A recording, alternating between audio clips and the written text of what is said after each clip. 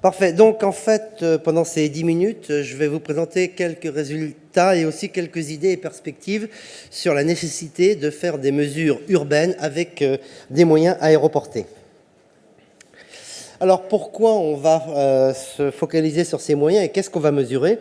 Eh bien, l'enjeu, c'est de mesurer les particules fines et d'aller au-delà de ce qui existe actuellement sur les mesures normatives qui sont en masse et qui donnent des très très beaux résultats. On connaît tous les magnifiques cartes d'Air Paris et toutes les stations de mesure, qui donnent donc des résultats extrêmement précis, souvent près des sources et qui suivent bien les épisodes de pollution. On voit une carte notamment ici. Mais ces techniques, qui sont des techniques en masse et qui sont parfaitement robustes, éprouvées et reproductibles, ne permettent pas d'avoir une information précise sur le nombre de particules très fines, on va dire inférieures à 1 micromètre. Et de même, on n'a pas vraiment d'informations sur la nature de ces particules. Et puis, bien sûr, ces mesures sont effectuées par des stations fixes près du sol. Donc, nous menons depuis quelques années des travaux de recherche pour compter ces particules, donc avoir leur concentration, et aussi essayer de les faire en altitude, en zone urbaine. Alors je vois qu'apparemment on a un problème de version de PowerPoint parce que j'ai quelques lignes qui sont un petit peu coupées. Alors pour vous montrer que dans certains cas, certaines situations météorologiques, eh bien on va avoir une pollution qui va être différente au sol et en altitude.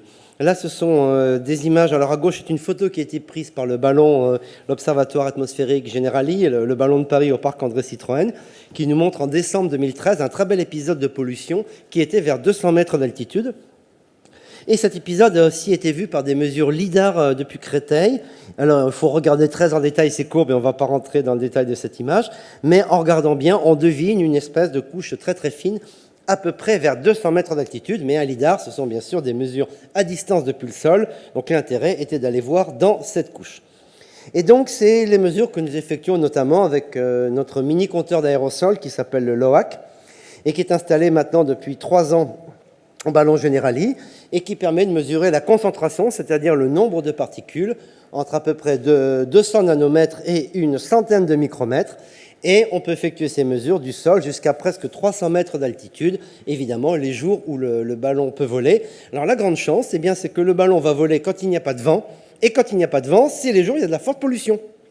Donc aujourd'hui, bon, hélas, le ballon ne vole pas parce que c'est assez un petit peu venteux, pluvieux, etc. On n'a pas beaucoup de pollution, on a regardé les mesures au sol ce matin, c'est très faible, mais lors des très beaux épisodes, on est toujours en vol, donc on a une très bonne vision de ce qui se passe au sol et en l'air. Alors voilà un exemple de cette fameuse pollution de décembre 2013 où on avait un record de particules entre le 11 et le 13 décembre. Et vous avez à droite un graphique qui vous montre dans une unité absolument barbare qu'on ne va pas détailler, mais on voit ces courbes de couleurs qui correspondent aux concentrations de 19 gammes de taille. On a déjà des niveaux très élevés, on était même près du sol environ 10 fois plus fort qu'en concentration de situations non polluées. Et on voit vers 200 mètres une augmentation du nombre de particules. On le voit surtout sur les courbes noires et puis violet foncé. Et ça, c'était une couche d'accumulation qui se voyait d'ailleurs très bien depuis le ballon. Et avec notre instrument, on a aussi une indication de la nature de cette pollution. Ce sont les figures à gauche, où nous avons les mesures de l'instrument qui sont les petits losanges en noir. Et en fonction d'où tapent ces losanges dans ces zones colorées, cela nous donne l'indication de la nature des particules. Et on voit que lorsqu'on était près du sol, notre courbe est un peu difficile à identifier par rapport aux zones. Par contre, en l'air, lors du maximum de pollution, vers 200 mètres d'altitude, on voit que tous nos losanges tapent dans la zone rouge. Et ça veut dire des particules de carbone et probablement du black carbone. Donc on avait vraiment une accumulation très forte. Pour parler plus simplement, l'air était beaucoup plus pollué à 200 mètres qu'au niveau du sol. Typiquement, 200 mètres, ça correspond à Meudon. Donc les gens qui vivaient, par exemple, à Meudon étaient encore plus dans le nuage de pollution que ceux qui étaient près du sol à Paris. Évidemment, ce n'est pas toujours comme ça. Mais quand on regarde aussi la moyenne de nos mesures, on voit souvent qu'au parc André Citroën, c'est un endroit très peu pollué, il n'y a pas de source immédiate. Par contre, on a souvent des valeurs un peu plus fortes, vers 50 mètres d'altitude, ce qui prouve que la pollution locale et la pollution moyenne en altitude peuvent être tout à fait différentes.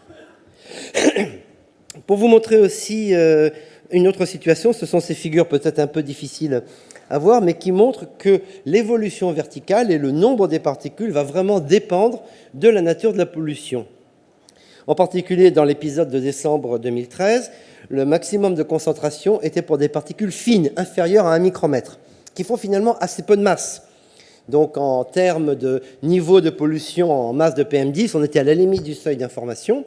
Par contre, en nombre de particules fines, nous, on a battu des records avec plusieurs millions de particules par litre d'air, sachant que c'est entre 10 et 100 fois plus fort que ce qu'on a typiquement aujourd'hui.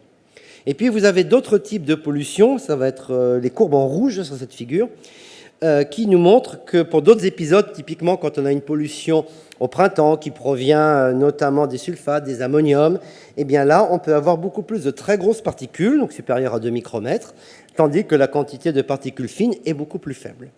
Donc ça montre l'intérêt de faire des mesures en nombre de particules et en taille de particules pour bien savoir la pollution et évidemment les impacts sanitaires puisque la nature intervient et la taille aussi. Alors comment on peut faire ces mesures? Eh bien on a différents moyens aéroportés. On a vu le cas du ballon parisien. Je voudrais vous présenter aussi un autre cas qui sont des mesures qu'on a effectuées il y a quelques années à Vienne, en Autriche, avec cette fois un ballon captif qui avait été opéré par la météorologie locale. On voit le petit poisson pilote, on appelle ça comme ça, le petit ballon rouge, qui est monté jusqu'à peu près 200 mètres d'altitude. Et avec notre instrument, eh bien, on a pu voir des niveaux de pollution relativement faibles près du sol, des particules carbonées classiques urbaines. Et puis vers 50 mètres d'altitude, on a vu d'un seul coup apparaître une population de particules minérales qui provenait tout simplement d'un chantier juste à côté. Il y avait une tour en rénovation, et vers 50 mètres d'altitude, eh bien, il y avait beaucoup d'ouvriers qui travaillaient, qui coupaient du béton, qui manipulaient du ciment, etc. Et ça, on l'a vu apparaître, puisqu'on était à même pas 50 mètres de cette tour. Donc ça vous montre aussi qu'en fonction de l'altitude, on peut avoir des sources de pollution tout à fait diverses. D'autres exemples, on peut aussi faire des mesures sous ballon captif, ça peut être des petits ballons météorologiques, on en a fait notamment au CIRTA, qui est la plateforme de recherche atmosphérique vers Palaiseau, dans le sud de la région parisienne. De temps en temps, on a des vols jusqu'à 300 mètres, et là aussi, on peut étudier la pollution, même l'apparition des brouillards. Là, c'est un exemple d'une mesure de brouillard, où on voit que le brouillard était confiné dans les très basses couches de l'atmosphère, et puis que d'un seul coup, le brouillard disparaissait. Nous faisons aussi des mesures en aéroporté par des ballons météorologiques, donc des petits ballons qu'on peut lancer à 2-3 personnes, même quand il y a beaucoup de vent. Là, on voit un exemple d'un lancement en Islande avec un vent absolument épouvantable, il faisait moins 10 degrés en plus.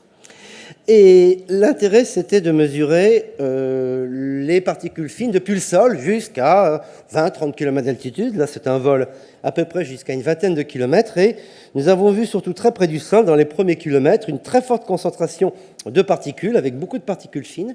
Eh bien, là-bas, les agences de qualité de l'air attribuaient ça, sans trop le savoir, d'ailleurs probablement à du trafic routier. Bon, le trafic routier à Reykjavik, et en Islande, il n'est pas énorme. Eh bien, en fait, en regardant nos données, non, c'était des particules minérales.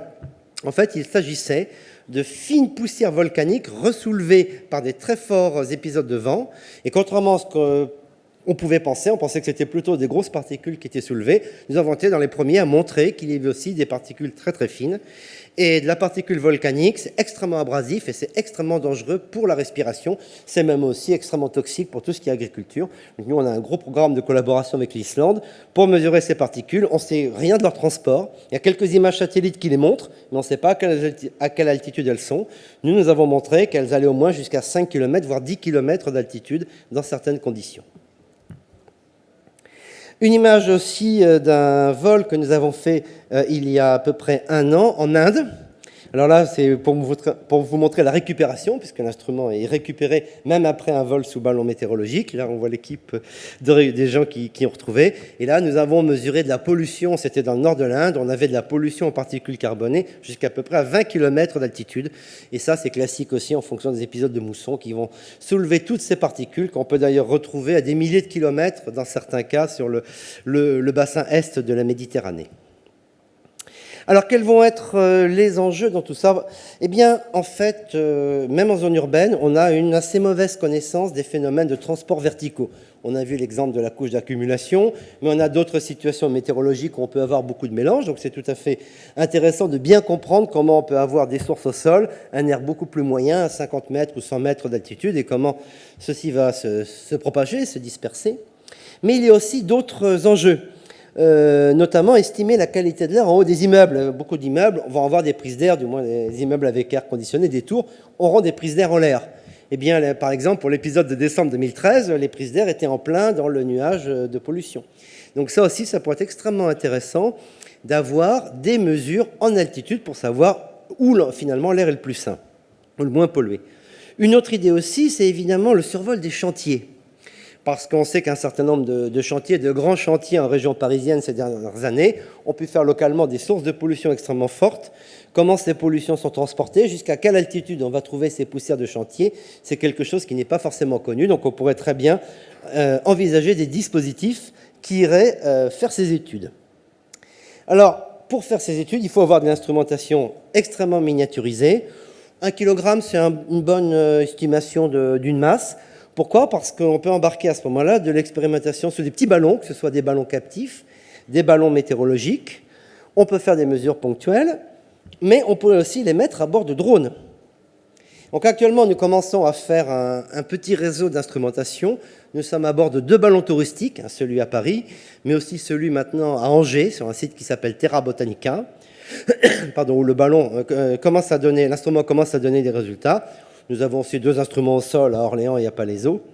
Mais on pourrait tout à fait envisager, pour des études ponctuelles, voire des études permanentes, d'avoir des mesures sur des systèmes qui permettent de monter en altitude ou descendre, ou même de mettre un instrument en altitude, par exemple un ascenseur extérieur, voire aussi en haut d'une grue. Donc le drone, c'est une solution. La boîte aussi, parfaitement étanche, qui résiste à toutes les conditions, pourrait tout à fait être implantée dans ce genre de porteur. Donc ça veut dire qu'il faut avoir une instrumentation légère qui nécessite peu d'entretien. Et là, évidemment, c'est un challenge technologique sur lequel nous commençons à travailler. Donc tout ceci se fait vraiment dans le cas de travaux de recherche. Et puis évidemment, tout ceci, c'est très préparatoire, car on sait que dans quelques années, ou peut-être dizaines d'années, il faudra avoir des mesures normatives, pas uniquement sur la masse, mais bien sûr aussi sur la taille des particules, sur la concentration en particules, et puis sur leur nature. Voilà, je crois que j'ai respecté mon intervalle de temps, donc je vous remercie de votre attention.